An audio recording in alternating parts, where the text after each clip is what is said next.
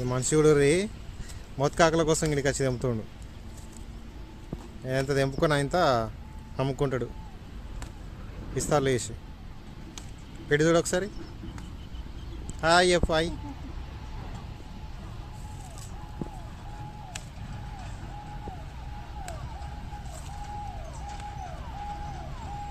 ఇలా అత్తురా కాగా దొంగ దొంగ దొంగ దొంగతనం చెప్తున్నాడు.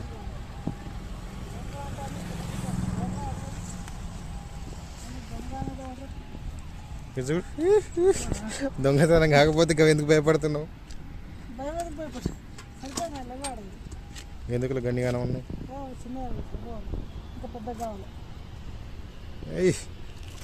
దొబ్బేసిండు.